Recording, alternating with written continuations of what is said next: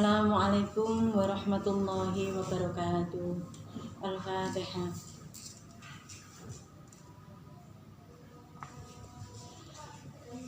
Bismillahirrahmanirrahim. Wal maqalatu utawi maqalah as-sadisatu kang kaping 6 wasalasuna lan 30 iku an Luqman al-Hakimi saking Luqman Hakim. Annahu setuhune Luqman Hakim iku qala dawuh sapa Luqman Hakim li ibnihi maring anak lanange Luqman Hakim. Dawuhe, ya bunayya he anak lanang cilik ingsun, innan nasa setuhune menungso iku salah satu aslasin telu pira-pira pertelon.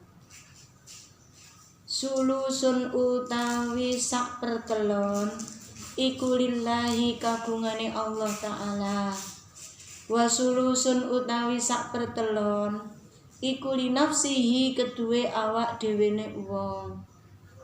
Wa sulusun utawi sak pertelon iku lidudi kedue set utawa ular. Bapak Ibu kaum muslimin muslimat rahimakumullah.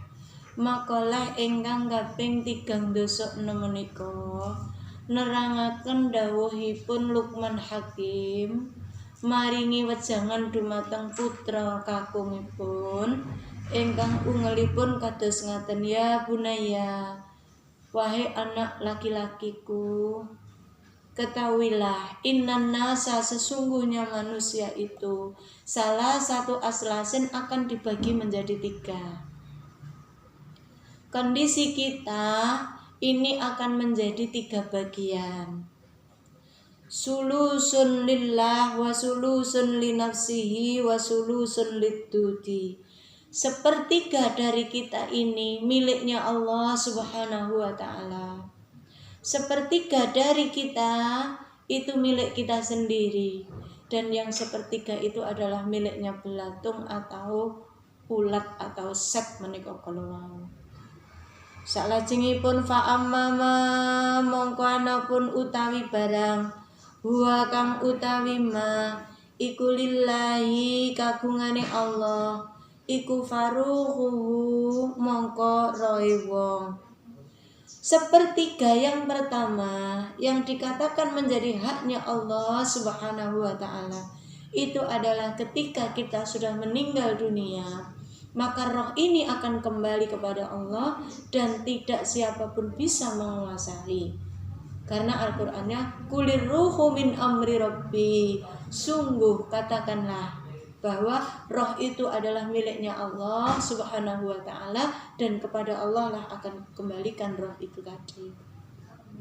Lalu yang kedua, wa amma ma anapun utawi barang wa kang utawi ma iku linafsihi kedue awak dhewene wong iku fa'amaluhu mongko ngamale wong. Yang kedua, bahwa yang menjadi milik kita itu adalah amal-amal kita semasa kita bisa mengamalkan sesuatu di alam dunia ini. Jadi kita berbuat baik, kembali kebaikan kepada kita.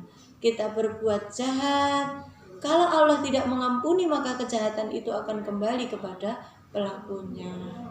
Lalu yang ketiga, wa amma mana pun utawi barang wa kang utawi maikulit duti kedue set iku fajismuhu mongko jisime wong.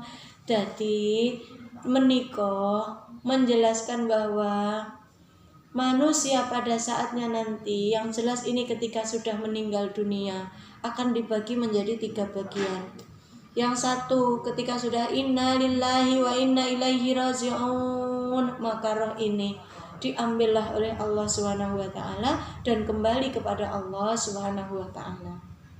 Lalu yang kedua, sepertiga yang kedua ini niki wali nafsihi, untuk diri kita sendiri, yakni amal-amal kebaikan kita, amal-amal yang kita upayakan selama kita masih hidup, bukan untuk siapa-siapa. Lana a'maluna walakum a'malukum. Jadi ini adalah amalku dan amalmu juga akan kau dapatkan sendiri sesuai dengan amalmu. Fakuli malu fasayarallahu amalakum. Dan nanti akan diperlihatkan semuanya oleh Allah Subhanahu wa taala.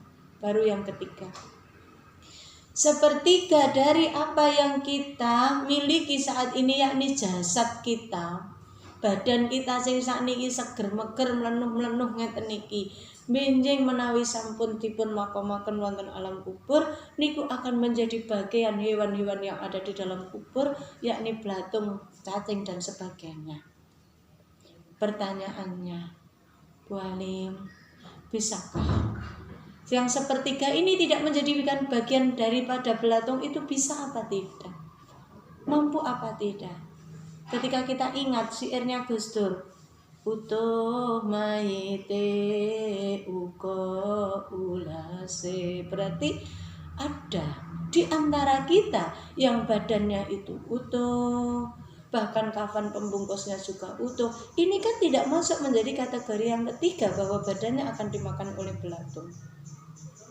Inilah yang akan menjadi upaya kita selama kita hidup di dunia ini, biar nanti yang nomor 3 ini tidak terjadi, badan kita akan busuk, na'udzubillah summa na'udzubillah, kita upayakan. Bisa.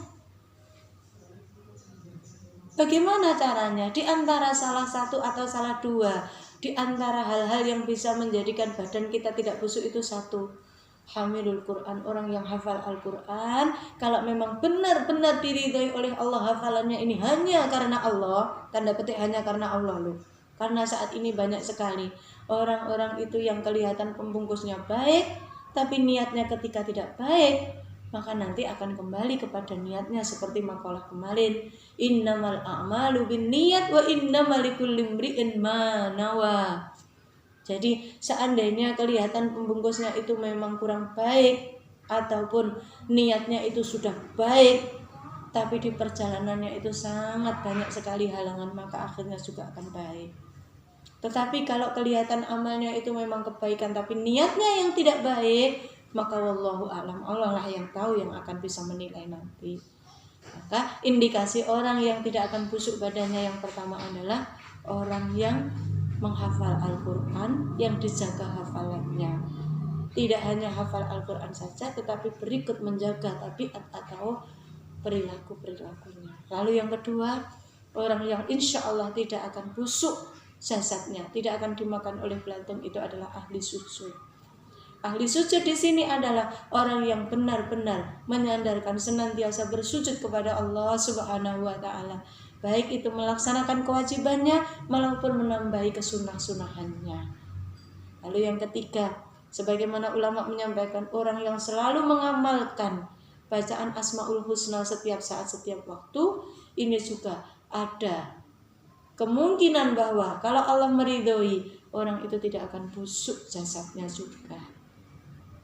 Oleh karena itu, Bapak, Ibu, kaum muslimin muslimat rahimakumullah, mari mumpung kita masih ada kesempatan, mumpung kita oleh Allah diberi kesehatan, kita bisa mengupayakan ini, sesuatu yang nanti akan kembali kepada Allah secara mutlak, itu adalah roh. Kita tidak bisa menguasainya. Lalu yang kedua, yang akan menjadi hak kita adalah amal-amal kita yang kita upayakan selama kita hidup di dunia ini. Yang pasti adalah amal baik yang kita tanam, amal baik yang kita laksanakan akan kembali kepada diri kita. Faman ya'mal mithqala dzarratin khairan yarah wa man ya'mal mithqala dzarratin syarran yarah.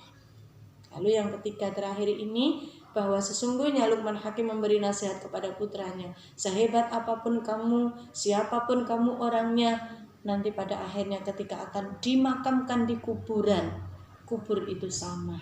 Orang kaya bentuknya juga demikian, orang miskin juga bentuknya demikian, juga pelaksanaannya pun juga demikian. Yang membedakan adalah apakah badannya nanti akan dimasukkan ke dalam kubur itu kemudian menjadi santapannya binatang yang ada dalam tanah, apa masih tetap dijaga oleh Allah sehingga fisiknya tidak mengalami busuk, tidak mengalami dimakan oleh belatung dan sebagainya. Ikhtiar kita, dan juga ada lagi banyak sekali ikhtiar-ikhtiar agar badan kita tidak busuk, termasuk orang yang meskipun tidak hafal Al-Quran tapi rajin membaca Al-Quran. juga rajin berzikir kepada Allah, maka Allah lah nanti yang akan memutuskan apakah kita termasuk orang yang diselamatkan badan kita di alam kubur, ataukah kita termasuk orang-orang yang sebagaimana disampaikan oleh Luqman Hakim ini yang badannya akan busuk. Naudzubillah. Mudah-mudahan kita semua termasuk orang yang oleh Allah rohnya diterima dengan baik, kembali ke tempatnya semula. Kemudian amal ibadah ini bisa untuk bekal kita, lalu kemudian kita dibebaskan dari belatung itu, sehingga badan kita termasuk dawuhipun Gus Dur utuh mayite ugo ulase, sampai nanti pada datang hari kiamat kita dibangkitkan masih dalam keadaan utuh, tidak busuk. Amin Allahumma amin. Bapak Ibu kaum muslimin muslimat rahimakumullah, demikian tadi pengajian kita pada pagi hari ini. Mudah-mudahan ada manfaatnya. Mohon maaf apabila dalam penyampaian ada yang kurang berkenan di hati panjenengan semuanya. Subhanakallahumma wa bihamdik asyhadu an la ilaha illa anta astaghfiruka wa atubu ilaik. Wallahul muwaffiq ila aqwamit thoriq. Wassalamualaikum warahmatullahi wabarakatuh.